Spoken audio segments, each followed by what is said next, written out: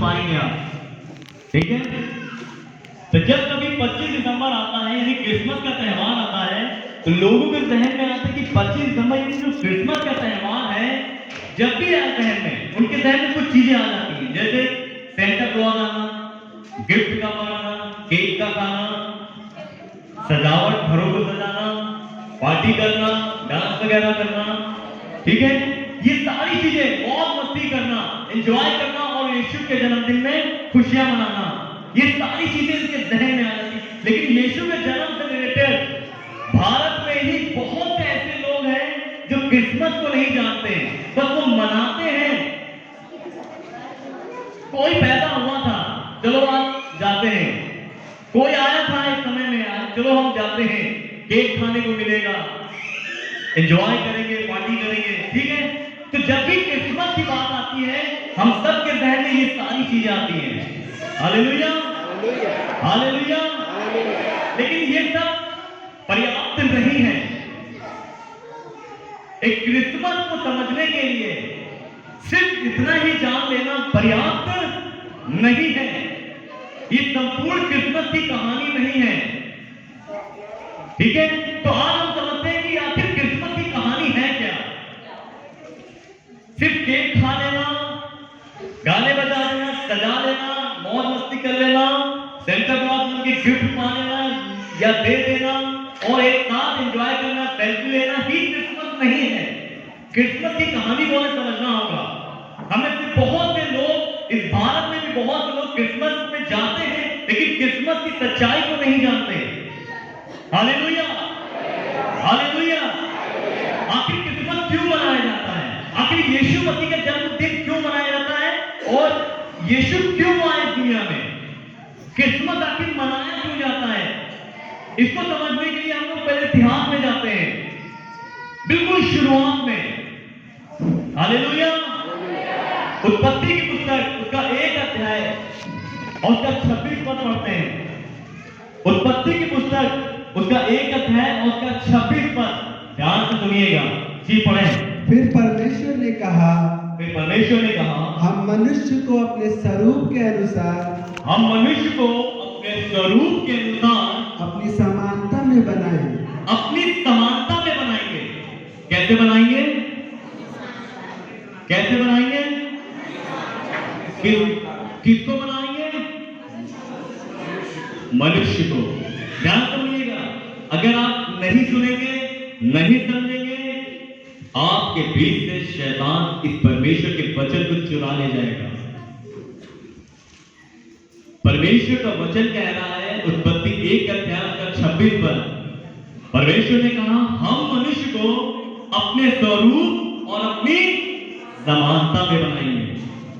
तब उसने एक इंसान का निर्माण किया, भूमि की मिट्टी से रचा एक मनुष्य का निर्माण किया और उसके नथनों में जीवन का श्वास फूंक दिया। वो एक जीवित प्राणी बन गया और जिसका नाम परमेश्वर ने क्या रखा? उस मनुष्य का, जिसका मिट्टी से बनाया था, उस मनुष्य का नाम रखा आदम। एक मनुष्य परमेश्वर ने बनाया, भूमि की मिट्टी सानी, और उससे एक मनुष्य का निर्माण किया जिसका नाम आदम था। हालेलुया। परमेश्वर ने आदम को अपने स्वरूप और अपनी समानता में बनाया। इसका क्या मतलब है?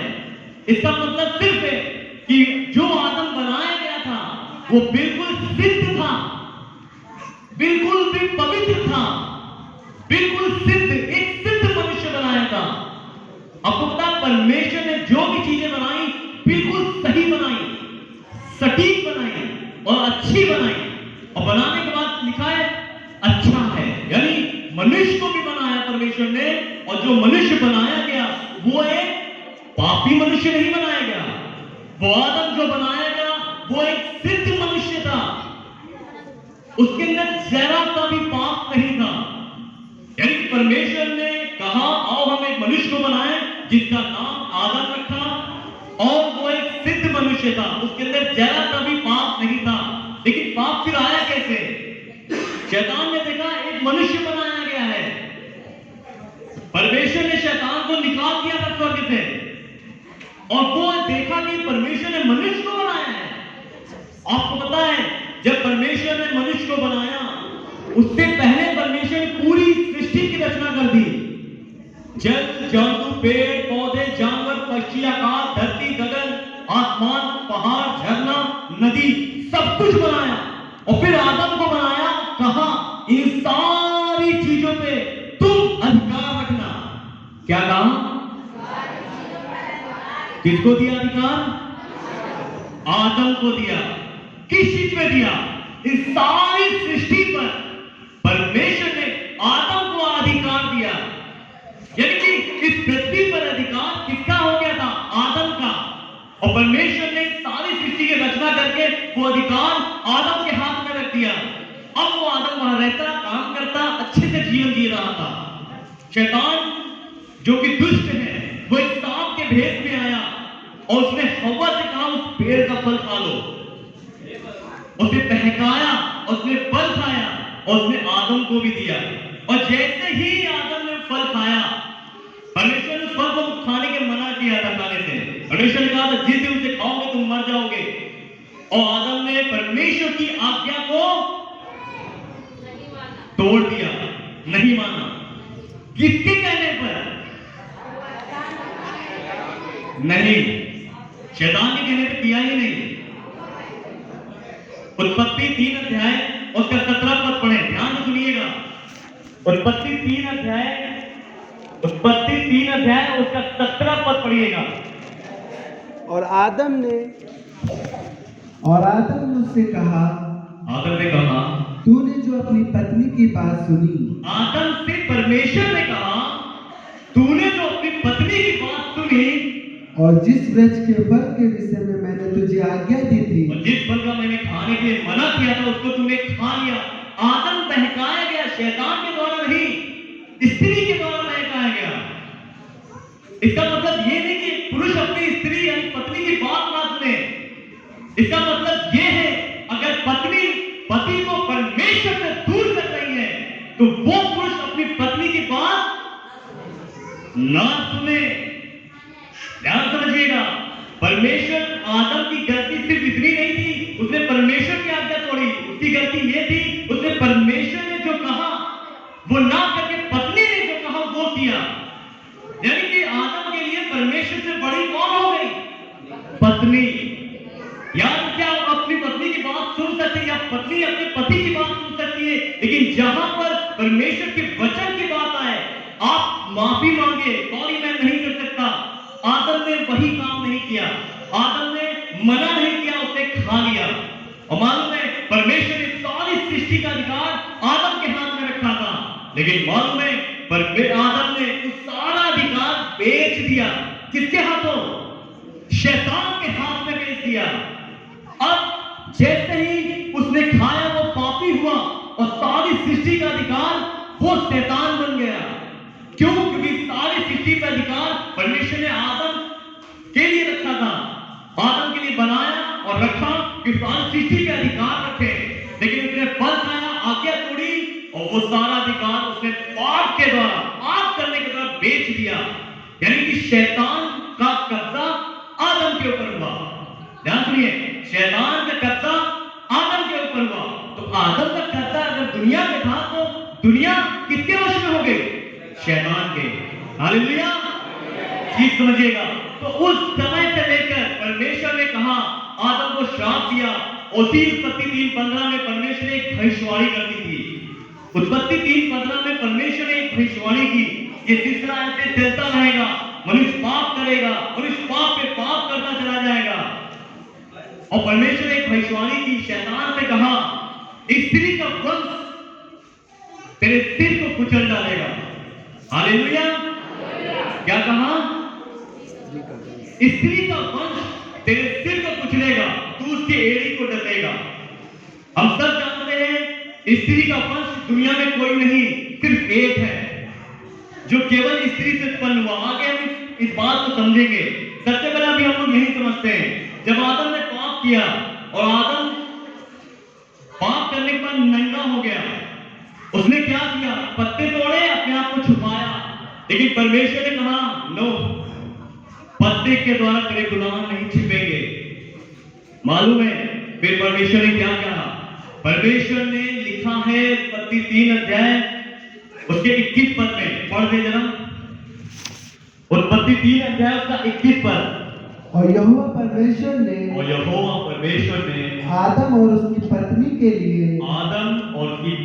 लिए चमड़े के अंगरखे बनाकर उनको पहना दिए। चमड़े के अंगरखे बनाए। चमड़े के, चमड़ा इंग्लिश में पढ़ेंगे स्किन दिया हुआ है। स्किन मतलब त्वचा, मतलब चमड़ी। यानी कि परमेश्वर ने किसी पशु की बलि दी और पशु की बलि देने के बाद उसकी खाल को लेकर आदम के लिए कपड़ा दिया। ये जो तुम कपड़ा पहनो, किसका कपड़ा है? एक तुम्हारी वजह से एक मेमना या कोई पशु हो सकता है, वो कुर्बान हुआ और उसकी खाल तुमको मैं पहना रहा हूं। जब तुम पहनोगे और जब जब कपड़े को देखोगे तब पछताओगे, मेरी वजह से एक मेमने का खून बहाया गया है। हालेलुया। परमेश्वर ने उसे चमड़े के अंगरखे दिए, यानी कि आदम को एक चमड़े का अंगरखा देने की एक खाल दी, एक ऐसे पशु की बलि दी और बलि यानी खून बहाया। उस खून बहाने पर खाल निकली, उस खाल को आदम को दिया, उसकी पत्नी को दिया, लो इसे पहनो। अब तुम यही पहना करोगे और जब जब पहनोगे तुम्हें याद आएगा कि तुमने पाप किया है और तुम हमेशा बलि दिया करोगे। उसी समय से सबसे पहला बलिदान परमेश्वर ने एक पशु की दी और आदम हव्वा को पहनाया। उसके बाद जब आगे हम बढ़ते तो आदम ने अपने बच्चों को बताया होगा कि हमने पाप किया है। इसीलिए जब कैन हाबिल पैदा हुए, उनके 2 बच्चे, तो दोनों परमेश्वर के सामने जाते हैं भेंट लेकर, और जब भेंट लेके जाते हैं तो एक मेमने को चढ़ाता है, भेड़ को चढ़ाता है। परमेश्वर की भेंट को स्वीकार कर लेते हैं। क्यों? क्योंकि उसका लहू बहाया गया। लेकिन एक व्यक्ति केवल अनाज के ऊपर लेकर जाता है, उसकी भेंट परमेश्वर ने स्वीकार नहीं की। इसके कई कारण हो सकते हैं, उनमें से एक कारण यह भी है, उसी समय से बलिदान चलता आया, चलता आया, चलता आया। इब्रानियों 9:22 के अनुसार लिखा है, बिना लहू बहाए पापों की क्षमा नहीं है। आज हम जो हैं इस दुनिया में वो आदम से चले आ रहे हैं। आदम ने पाप किया, उसके बाद उसने पाप किया, उसके बच्चे, उसके बच्चे, उसके बच्चे, आज हम जो हैं वो आदम से चले आ रहे हैं। तो आदम का बीज इस पूरी संसार में फैला हुआ है। तो हर एक व्यक्ति के लिए, गुनाहों के लिए हर इंसान को बलि चढ़ानी होगी और बिना लहू बहाए पापों की क्षमा है ही नहीं। तो परमेश्वर ने कई नबियों को भेजा, कई भविष्यवक्ताओं को भेजा, मत गिराओ, लेकिन नहीं माने। और अंत में उसने अपने इकलौते पुत्र यीशु मसीह को भेजा कि वो पूरी दुनिया के पापों के लिए अपने आप की कुर्बानी दे। Hallelujah, hallelujah. मरकुस की किताब उसका 9 अध्याय निकाल ले। मरकुस की किताब उसका 9 अध्याय, मरकुस की किताब उसका 9 अध्याय उसका 45 पद पढ़े। मरकुस की किताब उसका 9 अध्याय उसका 45 पद, 10:45 पढ़े, सॉरी 10:45। मरकुस 10 उसका 45 पद। क्योंकि मनुष्य का पुत्र इसलिए नहीं आया, ध्यान सुनिएगा, क्योंकि यीशु मसीह का खुद का वचन, यीशु मसीह ने कहा मनुष्य का पुत्र इसलिए नहीं आया कि उसकी सेवा टहल की जाए, कि उसकी सेवा टहल की जाए, पर इसलिए आया, परंतु इसलिए वो आया कि आप सेवा टहल करें, आप सेवा टहल करें और बहुतों की छुड़ौती के लिए अपना प्राण दें। बहुतों की छुड़ौती के लिए, मतलब पूरी संसार की छुड़ौती के लिए अपने आप की कुर्बानी दे, यानी अपना प्राण दे। यीशु मसीह क्यों आए, क्यों आए, क्यों आए? सुनिए मरकुस 10 उसका 45 पद, वो स्वयं बोल रहे हैं, वो कह रहे हैं मनुष्य का पुत्र इसलिए नहीं आया कि उसकी सेवा टहल की जाए, परंतु इसलिए आया कि बहुतों की छुड़ौती के लिए वह अपने आप की कुर्बानी दे। आदम ने पाप किया, उसके बाद पाप में पाप चला आया। आज सारी दुनिया पाप में पड़ी है और उसका छुटकारा सिर्फ एक ही चीज से हो सकता है, मेमने के लहू बहाने के द्वारा। और वो मेमना निर्दोष होना चाहिए। कैसा होना चाहिए? कैसा होना चाहिए? वो मेमना निर्दोष होना चाहिए।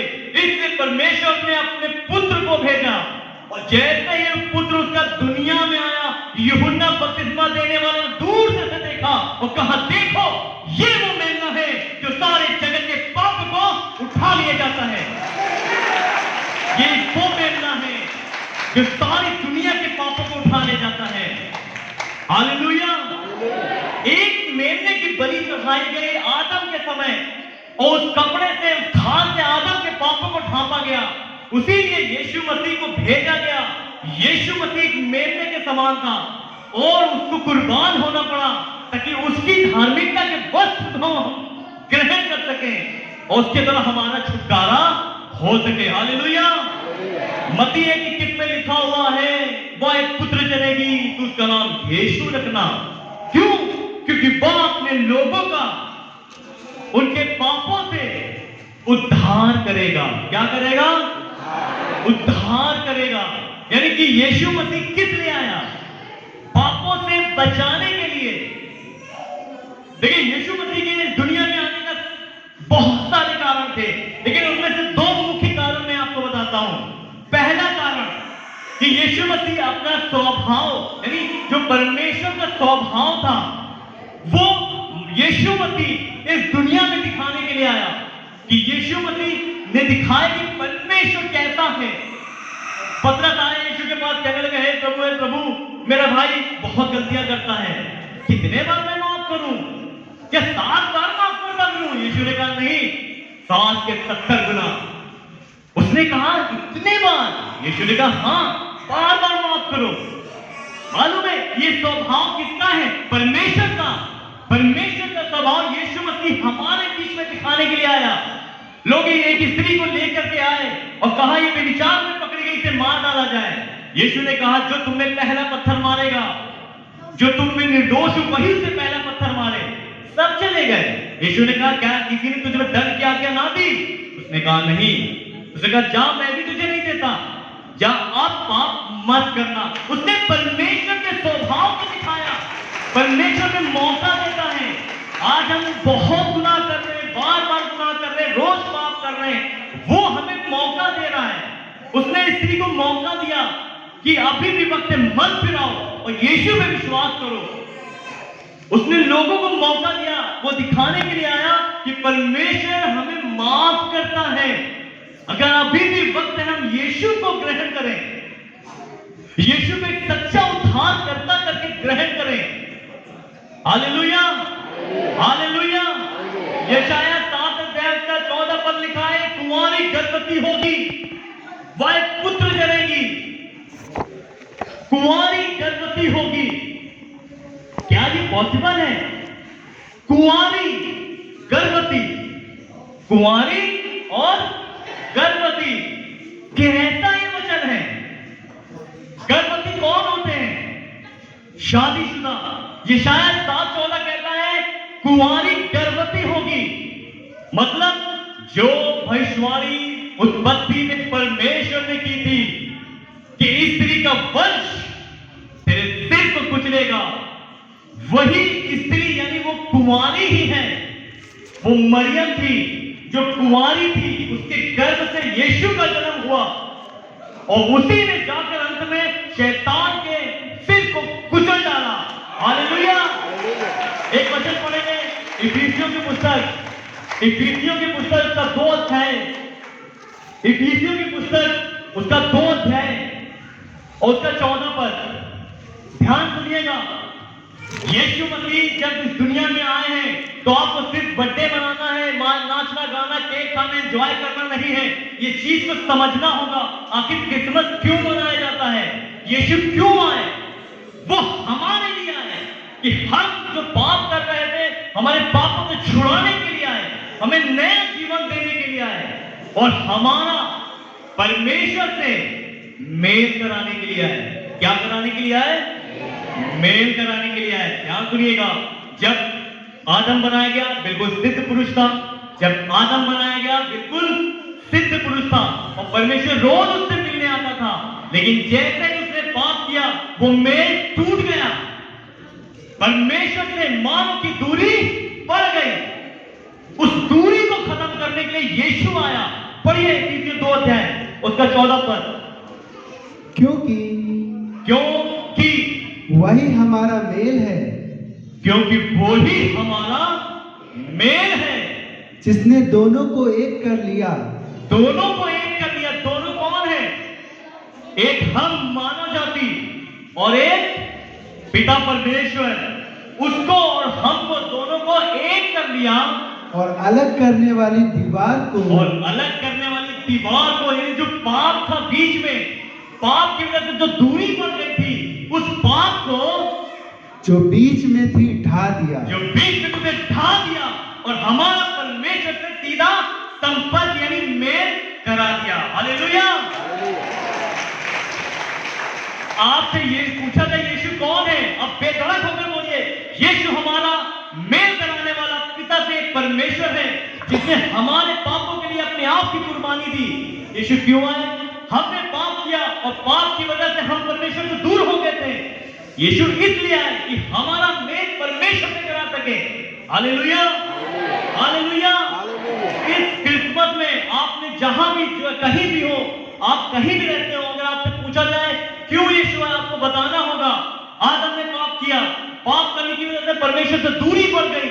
उस दूरी को खत्म करने के लिए मेरा यीशु इस दुनिया में आया। Hallelujah, hallelujah. यानी यूहन्ना 10 अध्याय उसके 10वें पद में लिखा हुआ है, मैं आया हूं कि तुम्हें जीवन मिले। क्या मिले? जीवन मिले, वरन बहुतायत का जीवन मिले। थोड़ा सा नहीं, वो कह रहे मैं आया हूं इसलिए कि तुम्हें जीवन मिले। पाप की मजदूरी कौन है? क्या है? मौत। यानी जो हम पाप कर रहे थे मौत मिलने वाली थी, लेकिन यीशु कहना मैं आया कि तुम्हें जीवन मिले, वरन बहुतायत का जीवन, अनंत जीवन देने के लिए। Hallelujah, hallelujah. यीशु मसीह इस दुनिया में सारे सच्चे अवतारों में से एक सच्चे अवतार हैं। यीशु मसीह इस दुनिया में सारे सच्चे अवतारों में से एक सच्चे अवतार हैं। क्या ये तक कहना सही होगा? यीशु मसीह इस दुनिया में सभी सच्चे अवतारों में से एक अवतार हैं। क्या ये कहना सही होगा? गलत नहीं, ये कहना सही नहीं होगा। यीशु ने कहा भेड़ का द्वार मैं हूं। जो कोई इधर उधर से आता वो चोर डाकू थे जो मुझसे पहले आए। मैं हूं वो भेड़ का द्वार, जो मुझसे प्रवेश करेगा वो जीवन को पाएगा। यानी यीशु मसीह सच्चे अवतारों में से एक अवतार नहीं है, बल्कि यीशु मसीह ही एक सच्चे अवतार है। हालेलुया। यीशु मसीह सच्चे अवतारों में से एक अवतार नहीं है, बल्कि यीशु मसीह स्वयं एक सच्चे अवतार है, इकलौते। यीशु मसीह किसी को मार्ग दिखाने नहीं आए। सुनिएगा ध्यान से, यीशु मसीह ने इसलिए नहीं है कि तुम्हें मार्ग दे, वो रास्ता है छोड़ के जाओ, चले जाओ। नहीं, यीशु ने कहा मैं ही तो वो मार्ग हूं। यूहन्ना 14 कहता है, यीशु ने कहा मार्ग, सत्य और जीवन मैं ही हूं। बिना मेरे कोई भी पिता तक नहीं पहुंच सकता। हालेलुया। तो मार्ग दिखाने नहीं, मार्ग वो खुद है, ये बताने के लिए आए। जो कोई यीशु में विश्वास करेगा वो परमेश्वर से मेल पाएगा। Hallelujah, hallelujah. यीशु मसीह के बारे में कुछ अनोखी बातें मैं आपको बताना चाहता हूं। पहले तो हमने ये समझ लिया क्रिसमस क्या है। क्रिसमस एक ऐसा त्योहार है जिसमें लोग बहुत सारे काम करते हैं, लेकिन सबसे महत्वपूर्ण बात यह है कि क्रिसमस इसलिए हम मनाते हैं क्योंकि यीशु मसीह हमारे पापों के खातिर हमें पापों से बचाने के लिए इस दुनिया में आए और अपने आप की कुर्बानी दी, ताकि उनके कुर्बान होने के द्वारा, उसके लहू के द्वारा हमारा छुटकारा हुआ। ये है क्रिसमस की कहानी। हालेलुया। अब हम समझते हैं यीशु मसीह के बारे में कुछ सच्ची घटनाएं जो आज तक यीशु मसीह को दुनिया से अलग कर देती हैं। यीशु मसीह के बारे में कुछ ऐसी बातें जो यीशु को सारी दुनिया से बिल्कुल अलग करती हैं। तो सबसे पहली बात मैं आपको बताना चाहता हूं कि यीशु मसीह के जन्म से पहले लगभग 300 से भी अधिक भविष्यवाणियां की गई थी।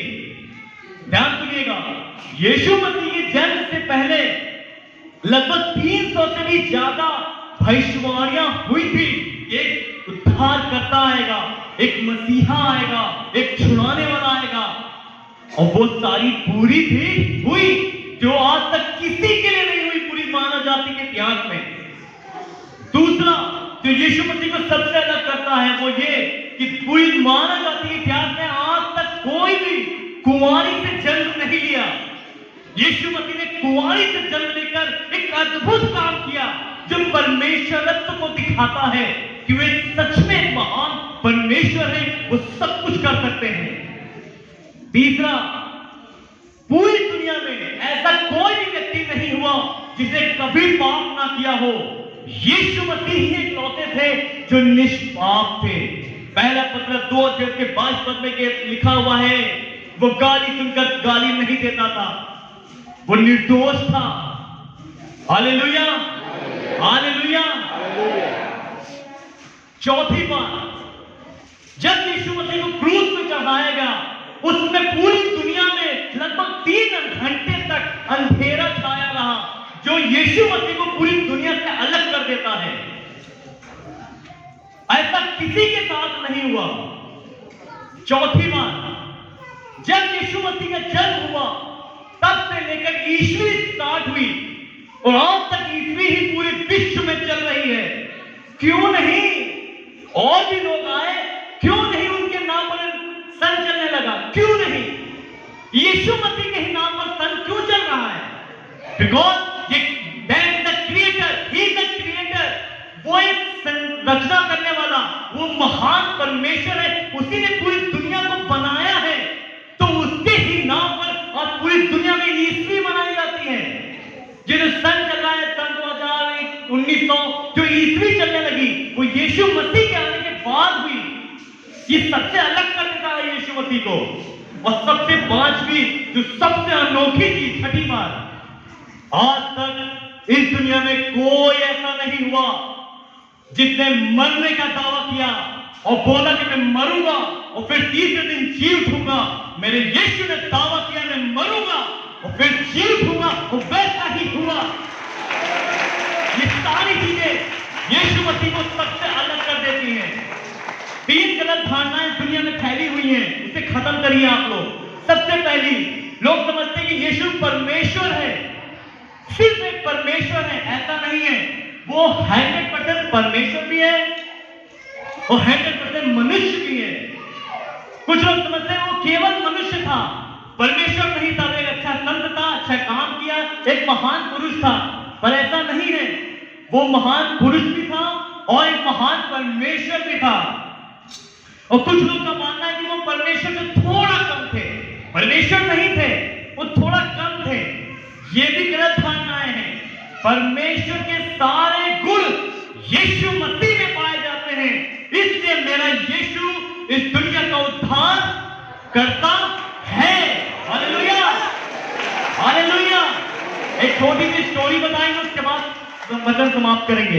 एक मनुष्य था, ध्यान सुनिएगा, एक मनुष्य था, उसके 2 बेटे थे और दोनों ही जुड़वा थे। वो मनुष्य अपने बच्चों को समझाता था, सही राह चलो, सही राह चलो, सही राह चलो। लेकिन उनमें से एक जो लड़का था वो सही राह नहीं चलता था, वो रोजाना कुछ गलत काम करता था, लेकिन एक सही राह चलता था। धीरे धीरे बच्चे बड़े हो गए, तो जो मनुष्य था वो एक जज बन गया, कोर्ट में एक जज बना। लेकिन जो दोनों बच्चे थे उनमें से एक बच्चा वकील बन गया और एक बच्चा गुंडा बन गया। क्या बन गया? तो वो गुंडा जब भी गलत काम करता उसको अदालत में लाया जाता, वो कहता मेरा बाप मेरा भाई तो कोर्ट में है ही है, वो मुझे बचा लेंगे। वो हमेशा आता था और उसके बाप यानी जो जज था और जो वकील उसका भाई था वो बचा लेते थे। छोटी मोटी गलतियां थी माफ कर देते थे, क्योंकि वो माफी मांगता था, क्षमा कर दिया जाता था और थोड़ी बहुत सजा सुनाई जाती थी। लेकिन उसे समझाया जाता था गलत काम मत करो, गलत काम मत करो। एक दिन ऐसा हुआ कि उसने खून कर दिया। जब खून कर दिया तो उसे पकड़ के सिपाही ले गए। उसने कहा अरे मेरा बाप मेरा भाई मुझे बचा ही लेंगे। और जब उसके घर में लाया गया तो जो भाई था और जो जज, भाई ने उनका साथ नहीं दिया क्योंकि उसने खून किया था। और जज जो उसका पिता था उसने भी फैसला सुना दिया कि तुमने गलत किया, इसे फांसी की सजा दी जाए। वो उसका बेटा निराश हो गया और उसको ले जाकर जेल में डाल दिया गया।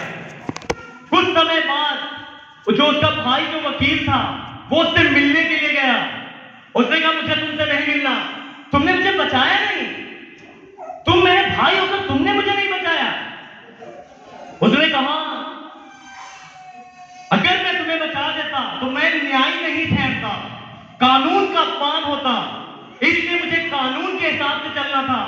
लेकिन तुम डरो मत, फिक्र मत करो, एक काम करो, जो तुम्हारे कपड़े हैं कैदी वाले वो मुझे दे दो, मैं पहन लेता हूं, और जो मेरे वकील के कपड़े हैं वो तुम पहन लो और तुम यहां से चले जाओ। और वो पहन लिया, बड़े मस्ती से जाने लग गया। तब कैदी यानी जो वकील था जिसने कैदी के कपड़े पहने थे उसने उससे कहा सुनो तुम जा तो रहे हो बाहर, लेकिन एक बात याद रखना, अब तुम वो नहीं रहे जो थे, अब तुमने वकील का चोला पहना है, अब तुम्हें पूरी जिंदगी वकील के चोले में ही बिताना होगा। उसने कहा ठीक है, वो वहां से चला गया। और जिसको कैद में डाला गया था वो एक वकील था। सोचिए उसने अपने भाई के लिए अपने कपड़े दे दिए। Hallelujah, hallelujah. और उसके वकील ने अपने भाई के कपड़े पहन लिए। और जब फांसी का वक्त आया और उसने जब फांसी दी जा रही थी वो खुशी खुशी उस फांसी पे चढ़ गया और मर गया। कौन मरा? निर्दोष। कौन बचाया गया? पापी। जो पापी बचाया गया अब वो क्या करेगा? किसकी जिंदगी जिएगा? क्या वो अभी भी पाप करेगा? क्या वो अभी भी गुंडागर्दी करेगा? नहीं, वो रोया, पिघला और कहा हे मेरे भाई तूने मेरे लिए जान दी है, अब से मैं तेरे लिए जीऊंगा। हालेलुया। सुनिए ना ध्यान से, वो न्यायी यानी जज है वो है परमेश्वर, और जो जुड़वा भाई है जो जिसने अपनी जान दी वो है हमारा यीशु मसीह। हम जब को बचाने वाला वो यीशु मसीह था। हमने गुनाह किया और हमें सजा मिलनी थी। उसने कहा मत करो, तुम्हारे लिए मैं मरने जा रहा हूं, लो मेरा कपड़ा तुम पहन लो। आज याद रखिए, जब हमें उसने बचाया है तो याद रखिए ये हमारी जिंदगी नहीं है, अब हम मसीह की जिंदगी जी रहे हैं। तो ऐसा ही हमें जीवन चलना है जैसा मसीह का है। Hallelujah, hallelujah. आज के समय में मसीह के चोले में हम हैं और मसीह के जैसे हमें जीवन जीना है, क्योंकि मसीह हमारे गुनाहों के खातिर मारा गया है। हालेलुया। ये है क्रिसमस की कहानी। परमेश्वर आपको आशीष दे। धन्यवाद। आइए प्रार्थना करेंगे उपलब्ध भाई के लिए और भाई के लिए और भाई के लिए और भाई के लिए।